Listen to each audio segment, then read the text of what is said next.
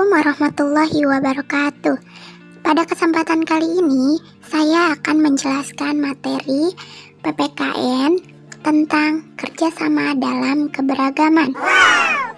Nah, sebelumnya, kalian tahu nggak sih apa arti dari kerjasama? Kerjasama adalah bentuk kegiatan yang dilakukan secara bersama-sama. Sedangkan keragaman yaitu macam-macam. Kira-kira keragaman yang dimiliki masyarakat Indonesia itu apa aja sih? Oke, kita lihat di sini ada agama, sosial, budaya. Nah, keragaman tersebut mencakup suku bangsa, pakaian adat, rumah adat, upacara adat, tarian adat, alat musik tradisional, dan senjata tradisional. Contohnya apa sih Indonesia memiliki keragaman? Kita ambil contoh dari agama. Di Indonesia ada 6 agama yang diakui di Indonesia, yaitu agama Islam, agama Kristen Protestan, Kristen Katolik, Hindu, Buddha, dan Konghucu. Kalian telah menghafal di kelas sebelumnya ya, jadi jangan sampai kalian lupa. Oke, next. Seperti yang kita tahu bahwa di Indonesia memiliki beragam suku bangsa. Ada suku Minang, ada suku Sunda, ada suku Jawa, dan lain sebagainya. Namun, bukan halangan bagi masyarakat Indonesia untuk bersatu. Walaupun kita berbeda suku, tapi kita tetap harus bersatu. Sudah paham ya sampai di sini? Oke, kita lanjut. Oh iya, apakah kalian masih ingat arti dari semboyan Bhinneka Tunggal Ika? Ya, betul sekali. Semboyan Bhinneka Tunggal Ika berarti berbeda-beda tetapi tetap satu. Adanya semboyan Bhinneka Tunggal Ika agar kita dapat hidup rukun satu sama lain.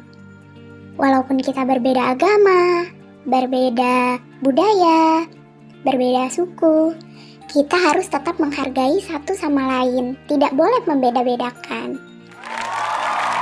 Lalu, upaya apa sih yang harus kita lakukan untuk mewujudkan persatuan di Indonesia? Nah, ada beberapa upaya yang harus kita lakukan. Yang pertama, kita harus bekerja sama. Yang kedua, ketika bermain, kebetulan teman kita ada yang berbeda agama, berbeda suku atau budaya, itu kita tidak boleh membeda-bedakan ya. Yang ketiga, kita harus saling menjaga dan saling menghormati satu sama lainnya. Oke, nah kita juga harus tahu nih, persatuan bangsa itu dapat tercipta dari sikap kerjasama dalam keberagaman suku bangsa, sosial, dan budaya. Nah, kalian sudah tahu belum nih? Ternyata kerjasama itu dapat kita lakukan di rumah, di sekolah, maupun di lingkungan masyarakat. Sekarang perhatikan contoh berikut ini ya. Berikut contoh kerjasama di lingkungan rumah. Nah, seluruh anggota keluarga bekerja sama untuk menyambut tamu yang datang. Nah, pada gambar yang pertama, di situ ibu mendapat kabar nih jika paman ingin berkunjung ke rumah.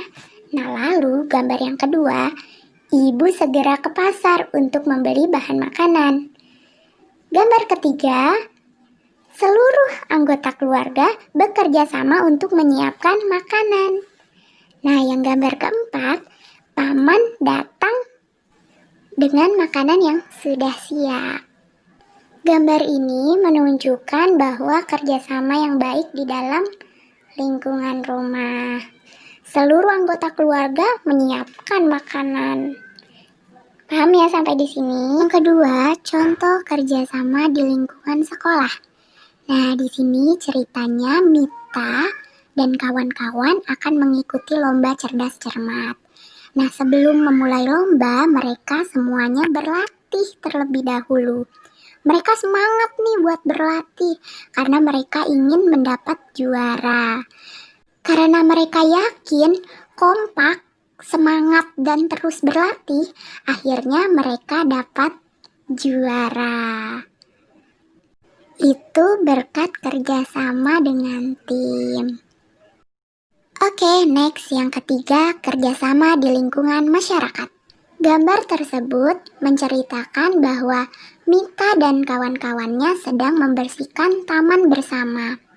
Karena mereka ingin bermain di taman, tapi tamannya kotor. Jadi, Mita dan kawan-kawan membersihkannya terlebih dahulu. Memangnya kenapa sih kita harus bekerja sama? Kalian harus tahu manfaat bekerja sama terlebih dahulu. Manfaat bekerja sama yang pertama, meringankan pekerjaan.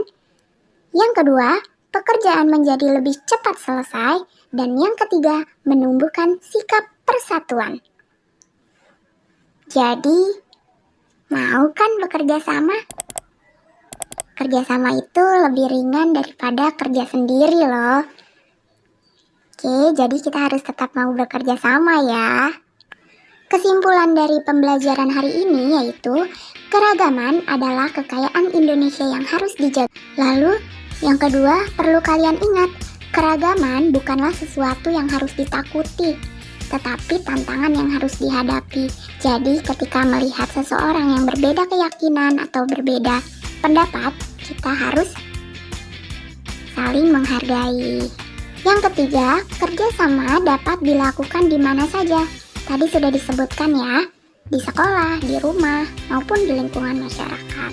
Dan yang terakhir, kita harus saling menjaga dan saling menghormati agar dapat menjaga persatuan bangsa Indonesia. Sekian, terima kasih. Wassalamualaikum warahmatullahi wabarakatuh.